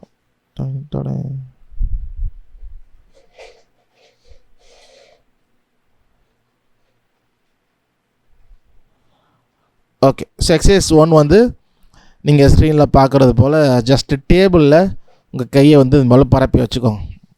ரொம்ப பரப்பினா ஜஸ்ட்டு டேபிளில் வச்சுக்கோங்க. வச்சுட்டு என்ன செய்யணும் அப்படின்னா, இந்த எக்ஸசைஸ் 10 வாட்டி, எல்லா எக்ஸசைஸுமே தொடர்ந்து எக்ஸசைஸ் இருக்குது, எல்லாம் 10 டைம்ஸ் செய்கிற மாதிரி இருக்கும். ஸோ அந்த மாதிரி ஸ்பைடர் மாதிரி இல்லை இட்லி வைக்கிறதுக்கு போகிற மாதிரி 2, அப்புறம் ஜஸ்ட்டு கீழே வச்சுருங்க. அப்புறம் 3, அப்புறம் வச்சிடும் ஃப்ளாட். 4 ஃப்ளாட். ஓகே, ஸோ இப்போ உங்களுக்கு சப்போஸ் உங்களுக்கு டேபிள் முன்னாடி இருந்துச்சுன்னா அதில் நீங்கள் பண்ணுங்கள். ஸோ பண்ணிக்கிட்டே பார்க்கலாம். அப்படி இல்லைன்னா நீங்கள் ஜஸ்ட்டு உங்கள் என்ன சொல்கிறது, உங்கள் காலில் கூட வச்சு, இப்போ டேபிள் இல்லாதவங்க ஸோ காலில் கூட வச்சு நீங்கள் ட்ரை பண்ணலாம். ஸோ அதை சேர்ந்து செய்யலாம். ஃப்ளாட்டாக வச்சுட்டு கீபோர்டு பொசிஷனில். Okay, ready. 1, ஸோ ஃப்ளாட்டாக டேபிள் வச்சிடலாம். 2, 3, 4, 5, 6. சும்மா லைட்டாக செஞ்சால் ரொம்பலாம் ஸ்ட்ரெஸ் பண்ண வேண்டாம். 7, 8, 9, 10. Okay, so first exercise. So நீங்கள் வந்து இன்னும் கொஞ்சம் நிறைய அப்புறமே டைம் கொஞ்சம் எக்ஸ்ட்ரா பண்ணலாம். உங்களுக்கு ஜஸ்ட் கொஞ்சம் இந்த மசில்ஸை ரிலாக்ஸ் பண்ணுறதுக்காக. ஸோ எக்ஸசைஸ் 2 அதே போல் கையை வந்து கீழே வச்சுட்டு, இப்போ கையை மடக்கிற மாதிரி இல்லாமல் ஜஸ்ட்டு லிஃப்ட் பண்ணணும். அதாவது இந்த பாம் இருக்கு இல்லையா, இந்த கீழே இந்த இடம், ஸோ அதை வந்து கீழே வச்சுட்டு ஃபுல்லாக தூக்கிடாமல் ஜஸ்ட் இந்த ஃபிங்கர்ஸ்லேருந்து லிஃப்ட் பண்ணணும். ஸோ இது வந்து ஒரு அதே போல் 10 டைம்ஸ். 1, அப்படியே கீழே ரெஸ்ட் பண்ணிடுங்க ஸ்லோவாக. 2 ரைஸ் பண்ணுங்கள், அப்படியே வச்சிருங்க. 3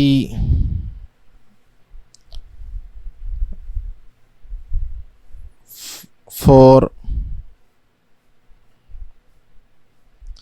ரிலாக்ஸ் பண்ணுங்க. 5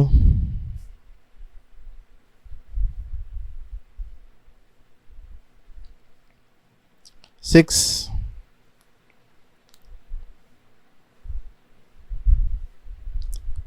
7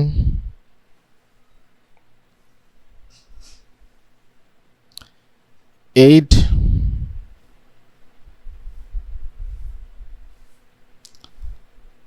9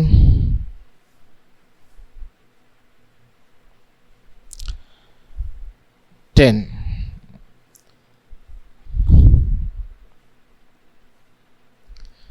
ஓகே, ஸோ 2 எக்ஸசைஸ். ஸோ அப்போ கூட நீங்கள் பண்ணுங்கள். ஸோ தேர்ட் எக்ஸசைஸ் என்ன அப்படின்னா, ஜஸ்ட் அந்த ஹேண்டை வந்து அப்படியே டேபிளில் ஒட்டுற மாதிரி வச்சுட்டு ஒரு விரலாக, இப்போ கட்டை விரலை மட்டும், இப்போ அந்த பிக்சரில் பார்த்தீங்கன்னா கட்டை விரலை மட்டும் லிஃப்ட் பண்ணிவிட்டு ஒரு 10 எண்ணுவோம்.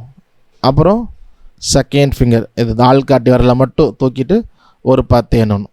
ஸோ அதே போல் ஒரு விரலுக்கும், சரியா? ஸோ ஃபஸ்ட்டு கட்டை விரல் மட்டும் லிஃப்ட் பண்ணி 1 2 3 4 5 6 7 8 9 10.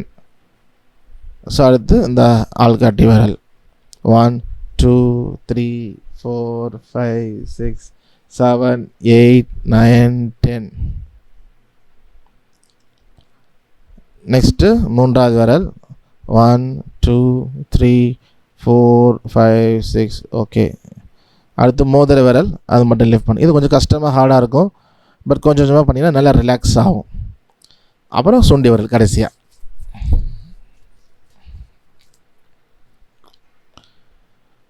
ஓகே, ஸோ இந்த எக்ஸசைஸ் எல்லாமே ரைட் ஹேண்டில் செஞ்சுட்டு அப்புறம் லெஃப்ட் ஹேண்ட்லேயும் செய்யுங்க, சரியா? ஓகே, ஸோ இந்த எக்ஸசைஸ் இப்போ அடுத்து என்ன அப்படின்னா, ஜஸ்ட் இந்த மாதிரி டேபிளில் நீங்கள் ஹேண்டை வச்சுட்டு டேப் பண்ணணும். அதாவது கீபோர்டு வாசிக்கிற மாதிரி டேப் பண்ணணும். பண்ணும்போது கொஞ்சம், ஏன்னா ஸ்ட்ரைட்டாகவே கீபோர்டு நம்ம ஃபஸ்ட்டு பிகினராக இருந்தீங்கன்னா வாசிக்கிறப்ப கொஞ்சம் ஹார்டாக அடிச்சிடும். பட் அது திடீர்னு அடிச்சு கீஸ் எல்லாம் சீக்கிரம் லூஸ் ஆகிரும், நமக்கு ஹேண்டில் பண்ண தெரியாது, அந்த நர்வ்ஸ் எல்லாம் அப்படி இருக்கிறதுனால. ஸோ இந்த மாதிரி நம்ம வாசிக்கும் போது கொஞ்சம் நர்வ்ஸ் ஃப்ரீ ஆச்சு அப்படின்னா கொஞ்சம் நம்ம சாஃப்டாக ஹேண்டில் பண்ணோம். ஓகே, ஸோ அடுத்த எக்ஸசைஸ் வந்து இது போல் வச்சுட்டு டேப் பண்ணணும். கட்டை விரலை தூக்கி டேபிள் வந்து டேப் பண்ணணும் லைட்டாக. ரொம்ப ஹார்டாக அடிக்க வேணாம், லைட்டாக பண்ணால் போதும். 1 2 3 இது போல் லைட்டாக டேப் பண்ணுங்க. அப்புறம் ஆள்காட்டி வரல 1 2 3 4 5 6 7 8 9 10. 1 2 3 4 5 6 7 8 9 10.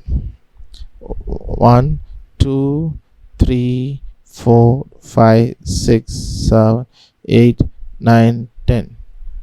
1 2 3 4 5 6 7 8 9 10. ஓகே, ஸோ இது போல் ஒரு ஃபிங்கரும் டேப் பண்ணணும் லைட்டாக. ஓகே, இது வந்து நீங்கள் ரைட் ஹேண்ட்லேயும் பண்ணுங்கள், லெஃப்ட் ஹேண்ட்லேயும் பண்ணுங்கள். ஸோ அடுத்த எக்ஸசைஸ் இது போல் ஹேண்ட் வச்சுட்டு.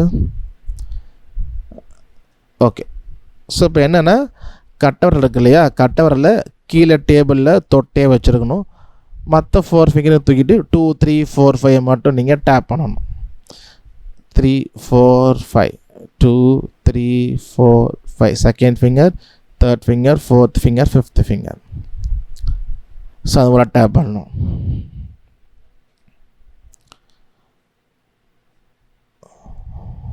இது 10 set.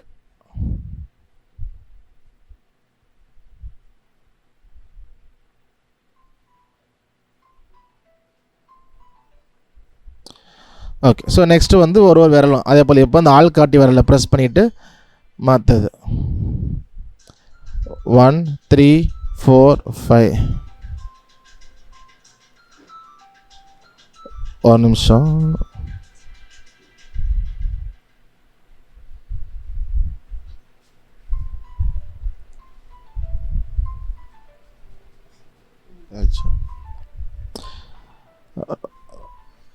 Okay, sorry for the disturbance.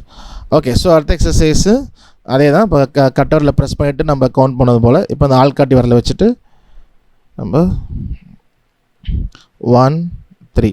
Okay, so 1 3 4 5 2 out. ஏன்னா 2 தான் ப்ரெஸ் பண்ணியிருப்போம். இப்போ மூன்றாவது விரலில் ப்ரெஸ் பண்ணிவிட்டு 1 2 4 5 அதை போல் பண்ணணும். 1 2 4 5 1 2 4 5. ஸோ அதே போல் அடுத்து மோதிர விரல் ப்ரெஸ் பண்ணிவிட்டு பண்ணணும்.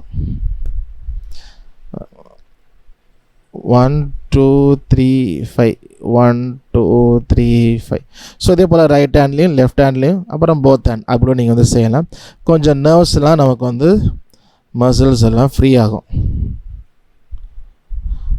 ஓகே, ஸோ அடுத்த எக்ஸசைஸ் வந்து 2 ஃபிங்கராக டேப் பண்ணோம்ல, நம்ம ஒரு வேளை டேப் பண்ணோம். இப்போ 2 ஃபிங்கராக, அதாவது செகண்ட் அண்டு தேர்ட். ஸோ அது மாதிரி டேப் பண்ணணும். அப்புறம் 3 4 and 5 இல்லை 2 and 3. ஸோ அது போல் மாற்றி மாற்றி டேப் பண்ணணும். அப்புறம் நம்ம அந்த ஸ்ட்ரெச் பண்ணுறது ஒரு விரலையும் நம்ம வந்து இந்த என்ன சொல்கிறது, கோழி குண்டு விளையாடுற மாதிரி ஸ்ட்ரெச் ஒரு ஃபிங்கருமே என்ன பண்ணால் ஸ்ட்ரெச் பண்ணலாம். ஓகே, ஸோ இந்த எக்ஸசைஸ்லாம் கொஞ்சம் எப்போ நீ பண்ணிங்கன்னா கொஞ்சம் நமக்கு வந்து மசில்ஸ் வந்து கொஞ்சம் ரிலாக்ஸ் ஆகும். சரி, ஓகே. ஸோ இன்னும் கொஞ்சம் ஸ்ட்ரெச்சிங் எக்ஸசைஸ்னால் நீங்கள் வந்து விரலில் இருக்கு இல்லையா, இதை வந்து இப்படி வச்சுட்டு கட்டை விரலும் இந்த விரலும் இப்படி நீங்கள் எவ்வளோ தான் ஸ்ட்ரெச் பண்ணணுமோ அவ்வளோ ஸ்ட்ரெச் பண்ணணும். ஓகேவா? விரலை பின்னாடி வச்சுட்டு ஜஸ்ட் இப்படி ஸ்ட்ரெச் பண்ணுங்கள். அப்புறம் இந்த 2 இப்படி செய்யும்போது இந்த இடம் நல்லாவே வலிக்கும். ஆனால் நமக்கு வாசிக்க அந்த என்ன சொல்கிறது வலிச்சு தான் அது என்ன நரம்பு கொஞ்சம் விரிவடைகிறப்ப நமக்கு வாசிக்க ரொம்ப ஃப்ளெக்சிபிளாக இருக்கும். ஸோ இந்த மாதிரி ஸ்ட்ரெச் பண்ணுங்கள். அப்புறம் ஒரு 2 நடுவில் இதே போல் லெஃப்ட் ஹேண்ட்லேயும் இது போல் பண்ணுங்கள். இது கொஞ்சம் ஸ்ட்ரெச் பண்ணுறதுக்கு நமக்கு வந்து மசில்ஸ் வந்து ரிலாக்ஸ் ஆகும். ஓகே, ஸோ இது வந்து நமக்கு வார்ம் அப் எக்ஸசைஸ் மாதிரி. லெசன் எக்ஸசைஸ் வந்து இப்போ உங்களுக்கு போடுறேன், நீ பார்த்துருங்க. ஓகே, இதில் வீடியோ இருக்குது. இப்போ நம்ம ப்ராக்டிஸ் பண்ணும்பொழுது முதலாவது என்ன ப்ராக்டிஸ்னால் ஜஸ்ட் நமக்கு வந்து ஃபிங்கர் எக்ஸசைஸ் தான். இப்போ நம்ம ப்ராக்டிஸ்னால் ஜஸ்ட் நமக்கு வந்து ஃபிங்கர் எக்ஸசைஸ் தான். நம்ம கொஞ்சம் ஃபிங்கர் வந்து ரிலாக்ஸ் பண்ணணும், கொஞ்சம் அந்த மசில்ஸ் எல்லாம் அது வந்து கொஞ்சம் ஃப்ளெக்சிபிள் ஆகிறதுக்கு செய்யணும். நிறையா வேலைகள் செஞ்சுருப்போம், ஆனாலும் இந்த விரல்களில் எல்லா நரம்பும் அதை செயல்பாட்டுக்கு கொண்டு வர மாதிரி செஞ்சுருக்க மாட்டோம். இப்போ கீபோர்டு வாசிக்கும் பொழுது நம்ம அதை ஃப்ளெக்சிபிளாக அந்த விரல்கள்லாம் ஃப்ளெக்சிபிளாக ஆகணும்னா எக்ஸசைஸ் வந்து நமக்கு உண்டு. ஓகே, ஸோ இந்த முதலாவது பாடத்தில் என்ன எக்ஸசைஸ் அப்படின்னா, நான் சொன்னேன் இல்லையா, மிடில் சி, அதாவது 2 கருப்பு கேக்கு முன்னாடி இருக்கிற சி, அந்த சியில் கட்டை விரலை வச்சுக்கணும். கட்டை விரல், அடுத்து ஆள்காட்டி விரல், அப்புறம் 3வது விரல், அப்புறம் மோதிர விரல், அப்புறம் சுண்டு விரல். இந்த 5 விரலையும் வரிசையாக 5 நோட்டில் வச்சுக்கணும். அப்போது ஏலேருந்து ஆரம்பிக்காமல் சிலேருந்து நம்ம கீபோர்டில் ஆரம்பிப்போம். அப்போ C C D E F G, C D E F G. இது வாசிக்கும் பொழுது நம்ம கவனமாக இருக்க வேண்டியது என்னன்னா நம்முடைய ஹேண்ட் பொசிஷன் தான். ஓகே, இந்த ஹேண்ட் பொசிஷன் வந்து அதாவது ஸ்ட்ரெயிட்டாக இருக்கணும். ஸ்ட்ரெயிட்டாக அப்படின்னு சொல்லும் பொழுது இந்த இந்த ரிஸ்ட் இருக்கு இல்லையா, அது கீழே அப்படி போயிடக்கூடாது. சில பேர் கீழே அப்படி போயிடுவாங்க, நல்லா அப்படி இருக்கணும்.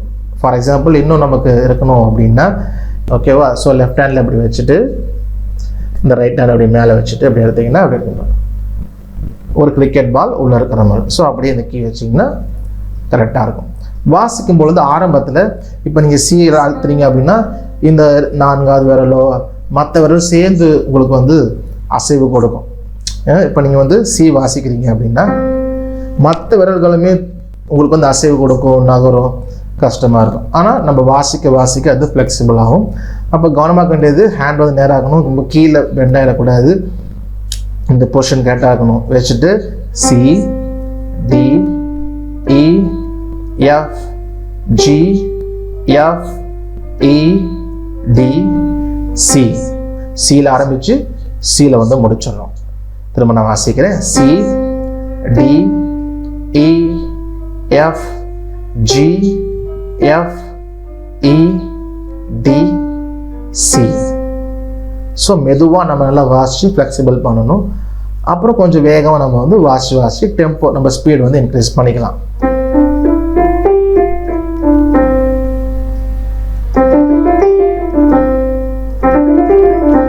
ஸோ அது போல் கொஞ்சம் கொஞ்சமாக நம்ம வாசி ஃப்ளெக்சிபிள் ஆகும். அதே போல் லெஃப்ட் ஹேண்ட்லேயும் நம்ம வந்து வாசிக்கணும்.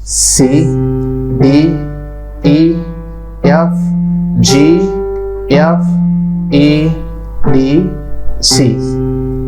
ஓகே. ஸோ முதல்ல ரைட் ஹேண்டில் வாசிச்சுட்டு அப்புறம் லெஃப்ட் ஹேண்டில் வாசிச்சுட்டு அடுத்து ரெண்டு போத் ஹேண்டும் ஒரே டைமில், அதாவது மிடில் இந்த சி இருக்கு இல்லையா, மூன்றாவது சி, அதாவது இது மொதல் சி, இது ரெண்டாவது சி, இது மூணாவது சி, ரெண்டு கட்டை விரலையுமே சீல வச்சுக்கணும். ரெண்டு கட்டை விரலையுமே பாதி பாதிமே சீல வச்சுட்டு அப்புறம் டி, இ, எஃப், ஜி. இப்போ சி வாசிக்கிட்டு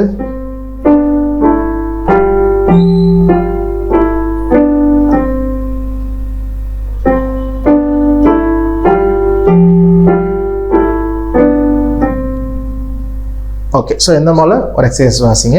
அதே போல் இந்த ஹேண்ட் வந்து கொஞ்சம் செப்பரேட்டான இங்கே சீல இருந்து இங்கே சீல இருந்து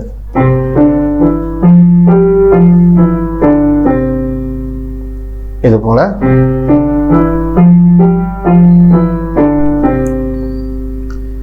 ஓகே. ஸோ இதுதான் பேசிக் எக்ஸசைஸ்.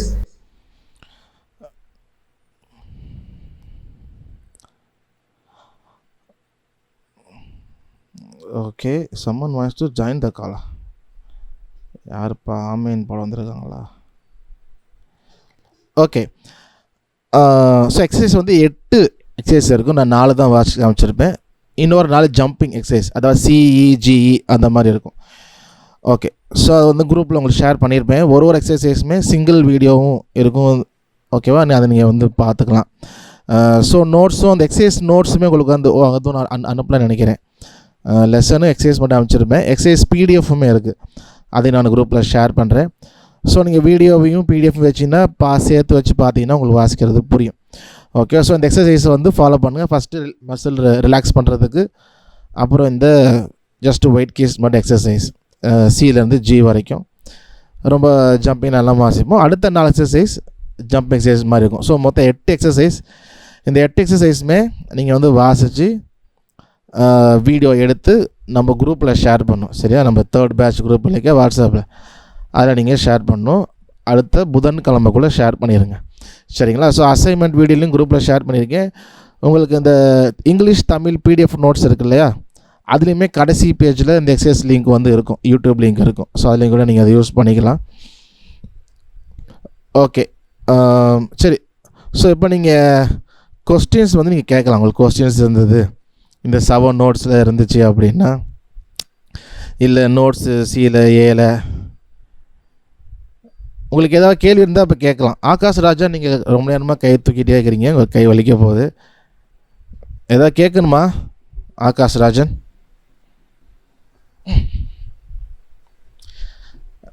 வேறு கொஸ்டின்ஸ் இருக்கா? Any questions?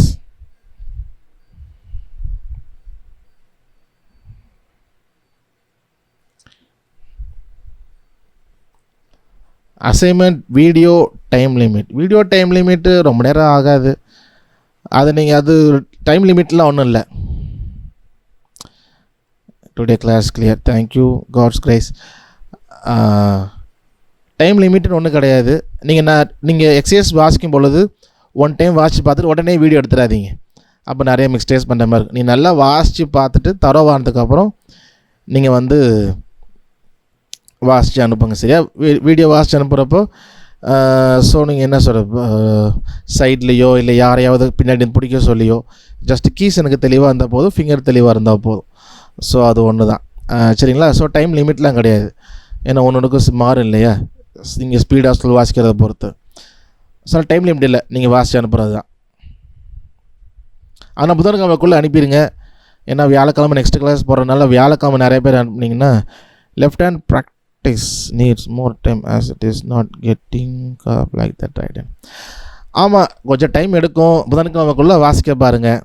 சரிங்களா? ஸோ புதன்கிழமைக்குள்ளே முடியல, ரொம்ப பிஸின்னா நீங்கள் இன்ஃபார்ம் பண்ணிடுங்க குரூப்லேயே. எனக்கு கொஞ்சம் டைம் வேணும்னு சொன்னீங்கன்னா நான் உங்களுக்கு இந்த நம்ம அசைன்மெண்ட் அட்டெண்டன்ஸ்லாம் அப்டேட் பண்ணுறோம் இல்லையா, அதில் உங்களுக்கு வந்து எல்லோவில் இருந்துச்சா என்ன கலரு, எல்லோ கலர் போட்டோம்னா உங்களுக்கு பெர்மிஷன் சால்வ். க்ரீன் போட்டால் கம்ப்ளீட் பண்ணிட்டீங்கன்னா க்ரீனில் இருக்கும், அட்டண்டன்ஸ் வந்துட்டாலும் க்ரீனில் இருக்கும், வரலைன்னா ரெட்டில் இருக்கும். ஸோ பெர்மிஷனுக்கு ஆரஞ்சு வச்சுக்குவோம். சரியா, சாரி ஆரஞ்சுங்கிறேன், எல்லோ. ஸோ அதை சொல்லிடுங்க சரியா. ஆனால் குடும்ப வரைக்கும் வாசிச்சிட பாருங்கள். ஏன்னா நீங்கள் சப்போஸ் ஸ்கிப் பண்ணிங்கன்னா போக போக நிறையா வாசிக்கிற மாதிரி இருக்கும், அப்போ ரொம்ப பேர்டன் ஆயிரும். சரிங்களா. ஸோ ரொம்ப பர்ஃபெக்டாக கூட வாசிக்கணும் அவசியம் இல்லை, ஜஸ்ட் நீங்கள் வாசிக்கிறீங்க அப்படின்ற அளவுக்காவது தெரியணும். ஏன்னா அப்போ தான் கொஞ்சம் அடுத்தடுத்து போகும்பொழுதும் உங்களுக்கு புரியும், உங்களுக்கு பிரயோஜனமாக இருக்கும். ஸோ அதுக்காக தான் சொல்கிறேன். சரி, ஸோ வேறு யாருக்காவது கேள்வி இருக்குதா? கமெண்ட்லேயும் பார்த்துட்றேன், நான் விட்டுற போகிறேன்.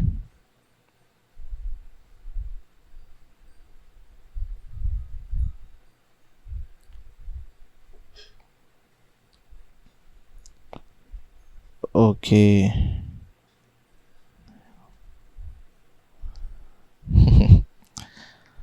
ஓகே. ஸோ நெக்ஸ்ட் எங்கள் டம் 10க்கு முடிச்சிட பார்த்துறோம். ஓகே பாஸ்டர், 10 நிமிஷம் எக்ஸ்ட்ரா போயிடுச்சா? சரி, ஓகே. ஸோ கேள்வி இல்லைன்னா நம்ம ஜெபத்தை நிறைவு செய்யலாம்.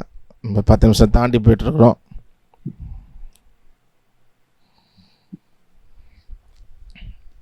சரி, ஓகே. உங்களுக்கு டவுட்ஸ் அப்புறம் வந்தாலுமே நீங்கள் குரூப்பில் கேட்கலாம். சரிங்களா, நீங்கள் குரூப்பில் கேளுங்க, நான் உங்களுக்கு ஆன்சர் பண்ணுறேன். ஓகே, நம்ம ஜெபித்து நம்ம வந்து நிறைவு செய்யும். எங்களை நேசிக்கிற நல்ல தகப்பனே, அந்த 4 யாரை கேட்டிங்களா எதுவும்? சரி, எங்களை நேசிக்கிற நல்ல தகப்பனே, அந்த நாளுக்காக நன்றி செலுத்துகிறோம். இந்த நாள் கூட அப்பா அந்த ஒரு சில முக்கியமான விஷயங்களை கற்றுக்கொள்ள கிருபை தந்தீங்க, நன்றி. தொடர்ந்து கூட அப்பா வருகிற ஒவ்வொரு நீங்கள் ஆசீர்வதிங்க, அதை முழுமையாக கற்று முடிக்க உம்முடைய நாம மகிமைக்காக இதெல்லாம் செய்ய நீங்கள் கிருபை செய்யுங்க. உம்முடைய கிருபை தொடர்ந்து எங்களை காத்து நடத்தட்டும். எங்களை தாழ்த்தி ஒப்பு கொடுக்குறோம், இயேசுவின் நாமத்தில் ஜெபிக்கிறோம் நல்ல தகப்பனே, ஆமேன். என் ஆத்மாவே கர்த்தரை ஸ்தோத்திரி, என் முழு பரிசுத்த நாமத்தை ஸ்தோத்திரி. என் ஆத்மாவே கர்த்தரை ஸ்தோத்திரி, அவர் செய்த சகல உபகாரங்களில் மறவாதே. ஆமேன், ஆமேன், ஆமேன்.